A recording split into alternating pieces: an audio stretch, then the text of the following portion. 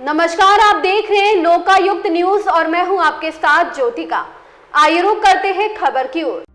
NDA में शामिल होने के बाद सुहेलदेव भारतीय समाज पार्टी के अध्यक्ष ओम प्रकाश राजभर लगातार एक्शन मोड में हैं।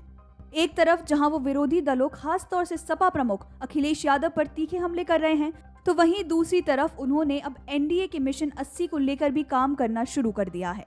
एनडीए में शामिल होने के बाद राजभर ने बीजेपी प्रदेश अध्यक्ष भूपेंद्र चौधरी, डिप्टी सीएम ब्रजेश पाठक और मुख्यमंत्री योगी आदित्यनाथ से शिष्टाचार मुलाकात की। यही नहीं, इस दौरान उन्होंने पूर्वांचल की उन 6 सीटों को लेकर भी बात की है जहां 2019 में बीजेपी को हार का सामना करना पड़ा था। ओम प्रकाश राजभर ने कहा कि पूर्वांचल में वो अपने चुनाव प्रचार का आगाज उन सीटों से करना चाहते हैं जहां पर पिछले चुनाव में बीजेपी का प्रदर्शन खराब रहा है। राजभर ने इसके लिए आजमगढ़ की लालगंज लोकसभा सीट से शुरुआत करने का प्लान बनाया है।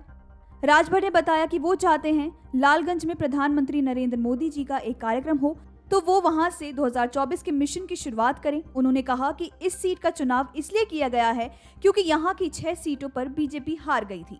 ओम प्रकाश राजभर ने लालगंज सीट पर पीएम मोदी के कार्यक्रम के लिए सीएम योगी आदित्यनाथ और प्रदेश अध्यक्ष भूपेंद्र चौधरी को भी पत्र लिखा है और कहा कि दिल्ली से परमिशन मांगी है। उन्होंने कहा कि अभी तो कई जगहों पर बारिश हो रही है, ऐसे में उन्होंने सितंबर के आखिर या अक्टूबर के पहले हफ्ते में पीएम मोदी के कार्यक्रम के लिए पत्र लिखा है। दरअसल पूर्वांचल में 26 लोकसभा सीटें आती हैं। पिछले लोकसभा चुनाव में बीजेपी का सबसे कमजोर प्रदर्शन इसी क्षेत्र में रहा था। 2014 में जहां एनडीए ने यहां 25 सीटों पर जीत हासिल की थी, तो वहीं 2019 में ये घटकर 21 रह गई थी।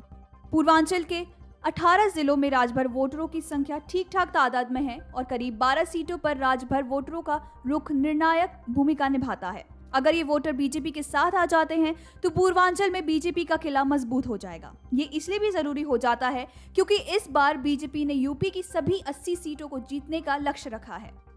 आपको बता दें कि विपक्ष के गठबंधन का नाम इंडिया रखने पर विपक्षी दलों के द्वारा एतराज जताने के सवाल पर कहा कि 26 पार्टी के लोग बेंगलुरु में इकट्ठा हुए और इसका नाम वही रखा गया। इसका विरोध किसी अन्य को नहीं, सिर्फ भारतीय जनता पार्टी को है। वो इंडिया में शामिल लोगों को ईडी, सीबीआई और इनकम टैक्स को लगातार तोड़ना चाहते हैं। अगर वो तोड़ लेंगे तो ईमानदार हो जाएंगे, नहीं तो विपक्ष के सभी नेता भ्रष्ट हैं। इसको लेकर उन्होंने महाराष्ट्र का भी उदाहरण दिया। इस खबर में बस इतना ही। बने रहिए लोकायुक्त न्यूज के साथ।